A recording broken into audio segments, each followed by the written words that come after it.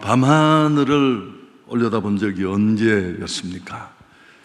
도시의 찬란한 불빛에 가려서 우리는 하늘을 볼 시간도 없는 것 같아요.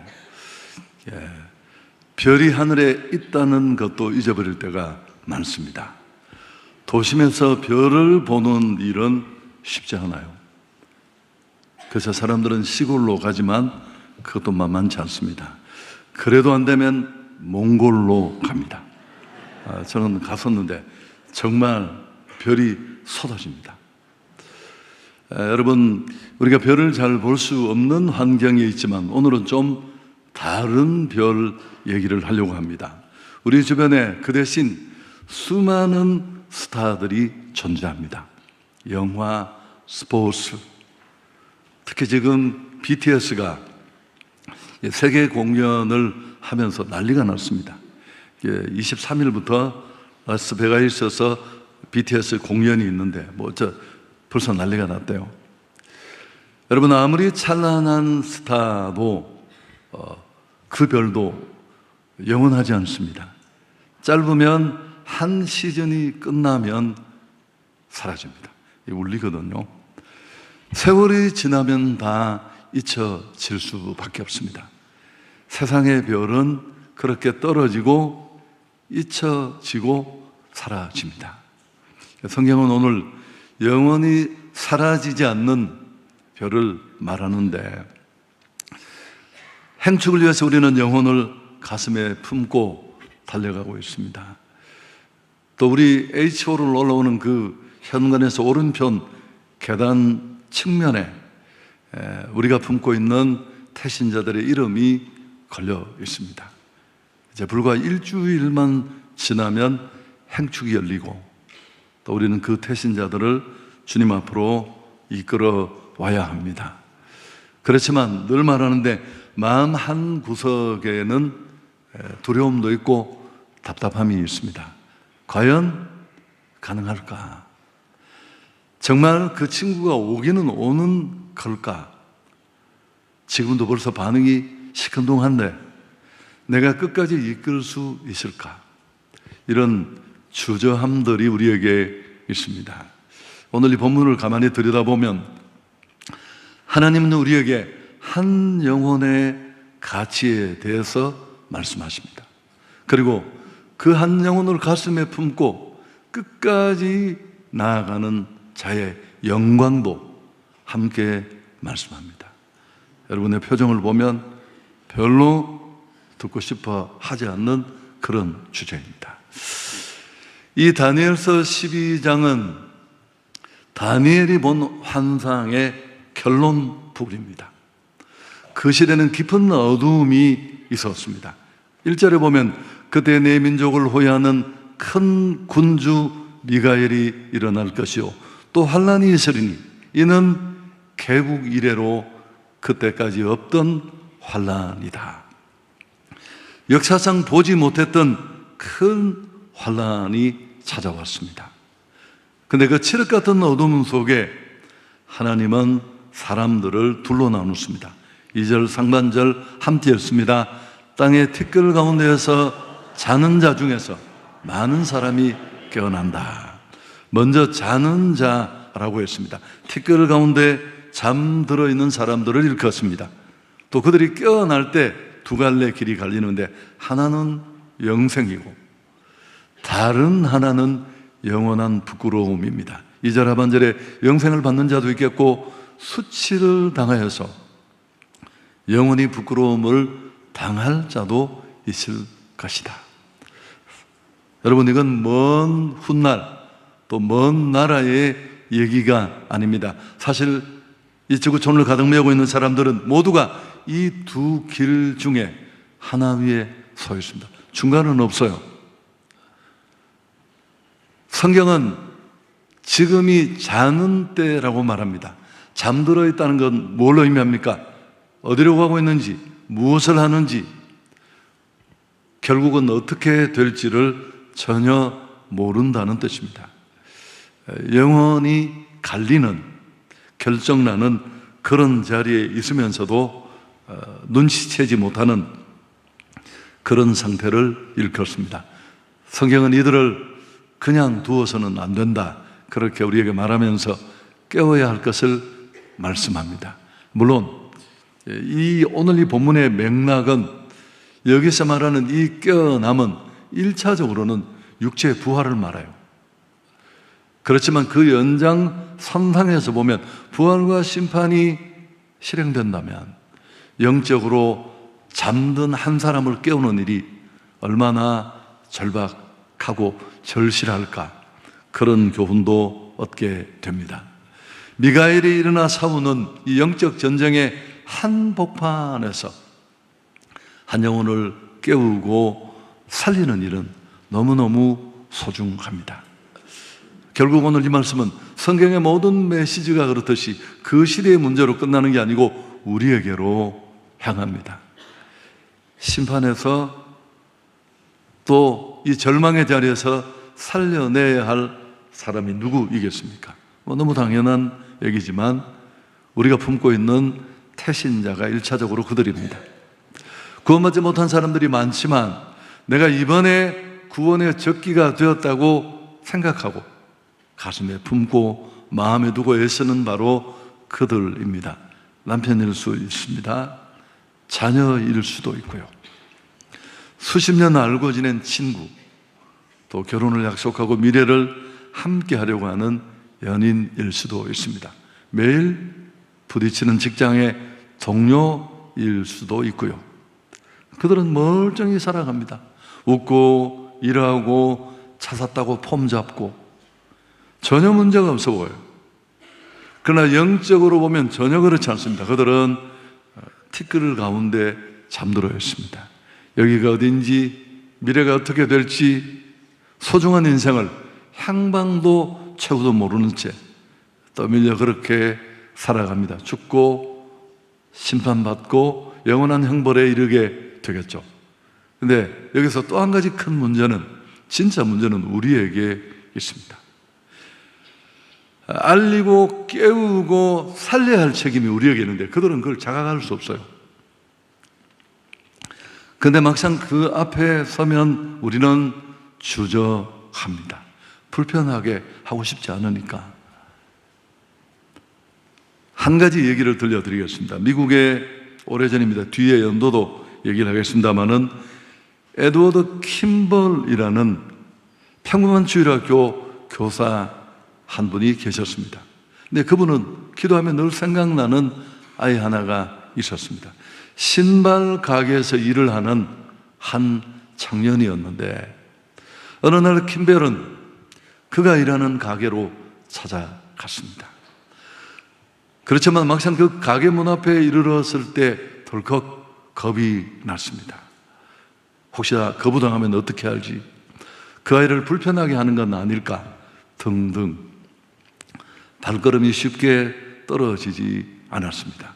그냥 돌아갈까 망설였죠. 당연히 우리가 누군가에게 주님을 소개하고 그들을 교회 공동체로 이끌 때 오는 그 주저함, 머뭇거림이 그에게도 있었던 겁니다. 우리 역시 같은 입장에 있잖아요. 전화기를 들었다가 놓습니다.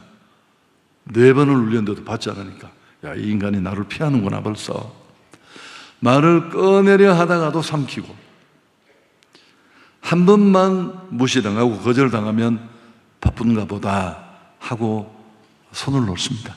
표정만 조금 이상해도 주눅이 들고, 그러다 행축이 끝나면 그 이름도 잊혀집니다. 여전히 그는 두 운명 사이에 영원히 서 있는데 어쩌면 지금이 최고의 시간이고 적기인데 우리는 너무 쉽게 그 일을 작은 감정 하나로 내려놓게 됩니다. 여러분 솔직히 한번 생각해 보면 좋겠습니다. 우리가 거기서 멈춰버린 건 진짜 거절해서 때문입니까? 아니면 내가 그 어색함, 불편함 이런 것들을 뛰어넘지 못해서일까요? 다니엘서는 그렇게 어둠으로만 끝나지 않습니다. 오늘 3절 상반절에 보면 갑자기 빛이 쏟아집니다. 함께 읽습니다. 지혜 있는 자는 궁창의 빛과 같이 빛날 것이요. 앞부분에 여러분, 여기 지혜 있는 자는 어떤 사람일까요? 단순히 똑똑한 사람이 아닙니다. 하나님의 뜻을 제대로 이해하고 이해하는 데 그치는 것이 아니라 어려움 속에서도 그 많은 장애물 속에서도 그 일을 돌파하며 지키는 사람입니다. 성경은 한 걸음 더 나갑니다. 3절 끝까지 보면 지혜 있는 자는 궁창의 빛과 같이 빛날 것이요 많은 사람들을 옳은 대로 돌아보게 한 자는 별과 같이 영원토록 빛나리라. 여러분, 여기 돌아오게 한다라는 이 단어는 히브리어의 사역형 동사예요. 많은 사람을 의롭게 되도록 힘쓰고 애쓰고 이끈다는 의미를 담고 있습니다. 그러나 내가 의롭게 만드는 게 아닙니다. 그 의가 되시는, 죄를 덮고 의를 주시는 예수 그리스도께로 이끄는 것입니다. 전도자는 의의 통로이지 근원은 아니잖아요. 한 사람을 그리스도께로 인도하는 일, 하나님은 그 수고에 무엇을 약속하셨습니까? 너무 뻔한 결과인지 모르지만 별과 같이 영원토록 빛나리라. 복음을 위해 고난받고 애쓰고 수고한 자에게 주시는 트로피, 그 축복, 그 영광. 제가 오늘 뒤에서 이렇게 막 기도하다가 너무 오랜만에 와보니까 정말 젊은 분들 뿐이어서 오늘 설교는 헛다리를 짚었구나 하는 생각에 마음이 초조했는데 기도하다가 이 본문을 묵상했습니다. 정말 복음을 위해 애쓴 자들을 별과 같이 하나님이 빛나게 하시는가? 도대체 그 예가 어디 있는지 케이스를 소개하고 싶었는데 쉽지 않았습니다. 근데 하나님이 또 급할 때는 급하게 역사하시는 거 아시죠? 여러분, BTS는 대한민국에서 유명하지만 스타지만 최근에 떠오르는 스타 교회가 있습니다. 어느 교회일까요? 신정동에 있습니다. 여러분, 저는 무슨 과장하려고 이 얘기를 하는 게 아니라 제가 생각했던 것보다 한성교회가 훨씬 많이 알려졌어요. 저하고는 아무 상관이 없어요. 여러분, 그 중요한 이유가 뭘까요? 그렇습니다. 그 근원을 찾아보면 우리가 열심히 복음을 전했어요. 해야 할 일이게 했을 뿐이에요. 근데 그게 본질이었고, 그게 천하보다 더 소중한 영혼을 살리는 일이었고, 할 때마다 얼마나 많은 성도들이 제 앞에서는 얘기하지 않지만 투덜투덜 되는지 몰라요. 왜 그 고장난 피아노는 여전히 음계가 고쳐지지 않았지? 투덜투덜 대면서, 불편해하면서, 힘들어하면서, 마지못해서라도 우리는 그 일을 해왔고, 그게 차곡차곡 시간이 모여서 하나님은 함성교회를 오늘 빛나게 하셨습니다. 정말 소중한 가지에 있는 게 아니라 본질을 붙잡고, 우선 대한민국 최고의 교회는 아닐지 모르지만 최선을 다하는 교회로, 주님의 의도를 알고 한 걸음 한 걸음 순종하는 우리에게, 묵묵히 그 길을 악전고투 고군분투하며 달려온 우리에게 주시는 트로피가 아닌가, 그런 생각을 합니다. 여러분, 도입부에서 말한 세상의 별, 어떤 스타든 스포츠든 영화든 앞에도 말했지만 사라집니다. 잠깐 빛을 발하다가 잊혀지는 사람들은 미치는 거예요. 다시 누가 부르지도 찾지도 않을 때 스스로 생명을 끊는 일도 생기고, 그렇지만 하늘의 별들은 영원합니다. 하나님이 기억하시고, 한 영혼의 무게와 가치는 그 어떤 것과도 바꿀 수 없습니다. 우리가 늘 쓰는 상투적 표현처럼 천하보다 더 귀중하고 하나님의 마음과 뜻이 거기에 있습니다. 그게 하나님의 나라고요. 여러분, 오늘 많은 사람을 옳은 대로 돌아오게 한 자는 궁창의 별과 같이 빛난다. 세상에 이 증거가 우리 교회 안에 있는 거예요. 여러분, 이 약속은 목회자에게만 주신 것은 아닙니다. 그저 성경은 많은 사람을 돌아보게 한 자, 직분 제한 없어요. 권사님도 집사님도 청년도 주일학교 학생도 가능합니다. 한 영혼을 그리스도께로 인도하는 그들이 바로 하늘의 별입니다. 여러분, 성경은 이런 인물들로 가득해요. 안드레는 예수님을 만나자마자 가장 먼저 형제 베드로를 주님 앞으로 데려왔습니다. 빌립은 친구 나다나엘을 주님께로 이끌었고, 삶의 엉망인 그 사마리아 여인은 물동에 버려두고 수가성 온 동네 사람들을 향해 와 보라고 소리쳤고, 동네 사람들은 떼거리로 몰려왔습니다. 대단한 사람들이 아닙니다. 그저 그런 평범한 한 사람이 또 다른 사람을 이끌어왔고, 하나님의 나라는 그렇게 만들어집니다. 정리해 보겠습니다. 앞에 제가 언급했던 그 신발 가게 앞에 교사 킴벌, 어떻게 되었을까요? 결국 그는 주저하던 마음, 불편한 마음을 내려놓고 용기를 냅니다. 문을 열고 가게 안으로 들어가고 그 청년에게 예수님을 전했습니다. 그 청년 이름이 바로 누군지 아시죠? 드와이트 무디입니다. 훗날 수많은 영혼을 깨운 복음 전도자요 대부흥사입니다. 자, 근데 이 얘기는 이렇게 끝나지 않아요. 전도자 무디의 설교가 얼마나 많은 사람을 살리고 깨우는 줄 아십니까? 그렇게 복음은 사람에서 사람으로 이어져 갔습니다. 근데 그 흐름의 끝자락에 한 시골 소년이 회심합니다. 1934년 샬럿에서 열린 모르드햄 집회에서 막 손가락질하는 전도자를 통해 한 소년이 무릎 꿇고 주님 앞으로 돌아옵니다. 그 소년의 이름이 누굴까요? 빌리 그레이엄 목사였습니다. 가장 많은 사람을 주님께로 이끈 복음 전도자, 20세기 최고의 전도자입니다. 물론 D.L. 무디에서 바로 그레이엄으로 직선으로 연결되는 게 아니에요. 무디가 변화된 게 1855년입니다. 체프먼, 빌리 선데이, 모르드햄 집회, 이렇게 연결된 겁니다. 이 연결을 바라보는 약간의 견해 차이가 있습니다. 대부분은 다 사실이에요. 우리가 찾는 교훈이면 충분합니다. 한 사람의 전도가, 한 사람의 복음으로 이끌미 어디에서 어느 정도로 영향을 미칠 수 있는가를 보여주기에 충분합니다.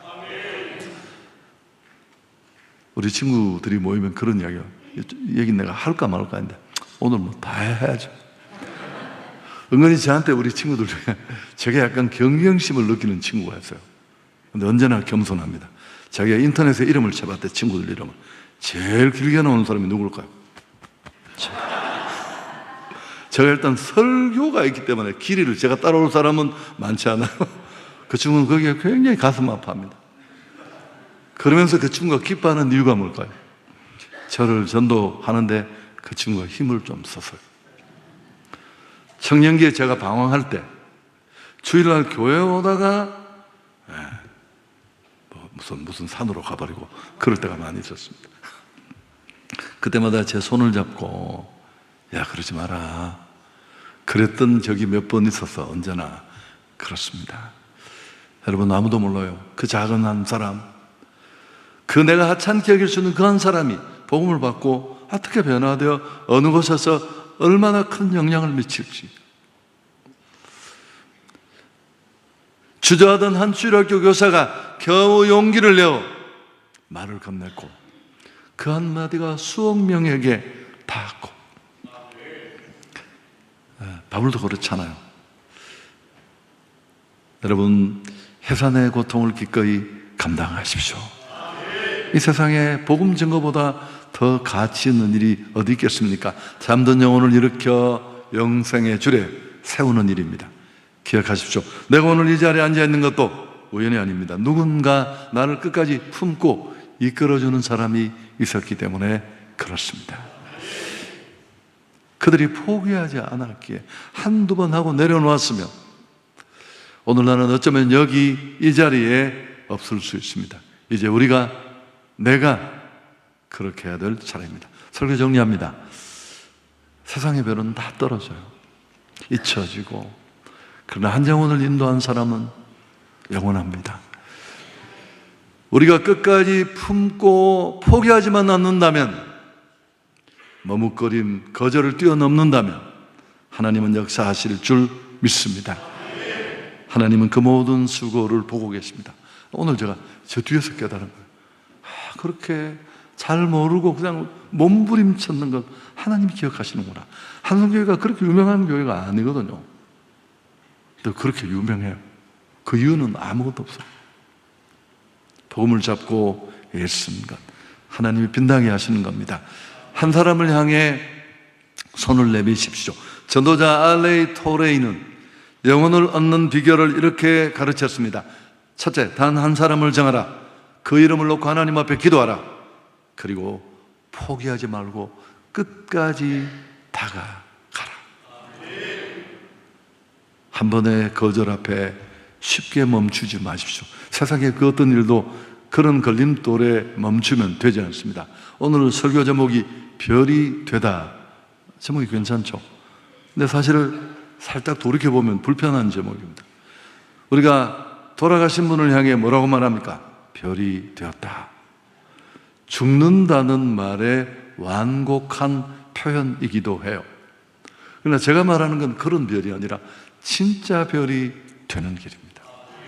여러분, 이 통계는 여러 번 인용했는데 그리스도인 중에 82%가 10명 중에 8명 넘는 사람이, 누군가가 내게 복음을 전해준 사람이 있었는데 그 전달자가 없으면 내가 어떻게 복음을 받아요?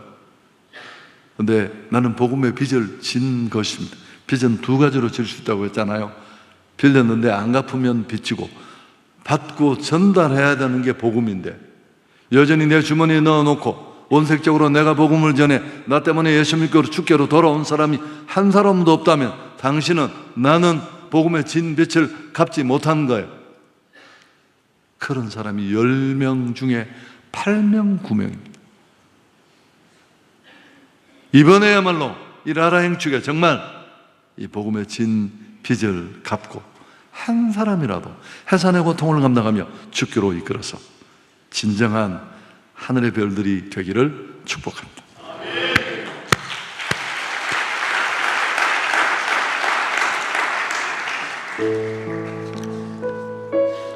아니요, 목마른 사슴 말씀입니다.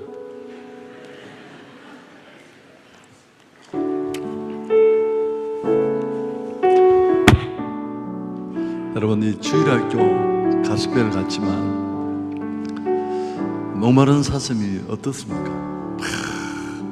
정말 물길을 찾다가 그 아열대성 기후에 물을 찾지 못해서 목마름이 해결되지 않으면 죽잖아. 뼈가 남아있고. 하나님을 찾는 우리의 자세가 그래야 합니다. 수천 수만 사람 부르짖는 그 사람들 중에 제가 언제 그랬죠? 철야를 하러 왔는데 오래전에 어떤 분이 여기서 기도를 하는 거예요. 불이 꺼져서 나는 안 보이는데, 한성교 이야기 아니에요. 제가 대구에 있을 때예요. 근데 이분이 우리 교인이 아닌 것 같아요. 꼬라지를 보니까. 근데 이분이 너무 힘이 들었던 것 같아요. 막 그 성가대 의자 저 긴 걸 들고 막 들었다 놨다 하면서, 하나님, 왜 내 목을 조르십니까? 그래서 내가 들어보니까 너무 어려운 것 같아요. 무엇보다도 성가대 의자가 다 부서질 것 같아요. 금방 새성지. 그래서 내가, 하나님, 저 인간 기도부터 먼저 해결을 해주시죠. 또 경선중앙에서 제가 사역할 때 새벽마다 불을 딱 끄면 아버지 하고 막 소리 지르는 어떤 남자분의 음성이 들렸어요. 내가 누굴까 계속 찾다가 어느 날은 요런 거 고기, 요거 악보 보는 도래시 요걸 들고 내가 내려갔어요. 불 끄고, 어느 놈이 저렇게 소리를 지르는가 싶었어요. 내가 이름도 이야기할 수 있는데 참겠습니다. 여러분, 그때 제가 주님의 마음을 알았어요. 목사의 마음이 그랬다면 하나님은 오죽하셨을까? 당신의 기도, 우리의 기도, 나의 기도가. 여러분, 기도도 거만하게 하는 사람 많아요. 그럼 기도하면서 점점 주님으로부터 멀어져요. 기도가 상급이 되고, 기도가 자기 공로가 되고. 오늘 이 찬양을 부르면서 잘하는 찬양이라 막 부르지 않기를 바랍니다. 목마른 사슴씨 내 물을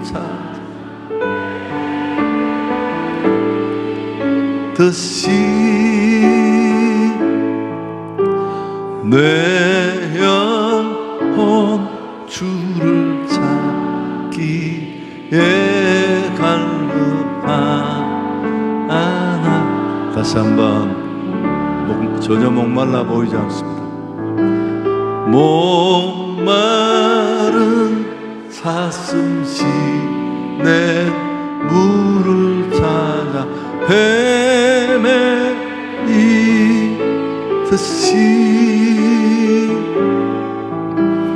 내 영혼 주를 찾기에 갈급하나. 주님만이 나의 주님만이 나의 힘, 나의 방패, 나의 참 소망, 나의 몸 정성 다 주는 경배합니다.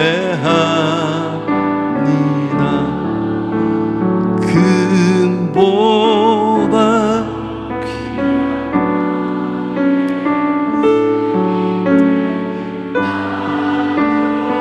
주신 주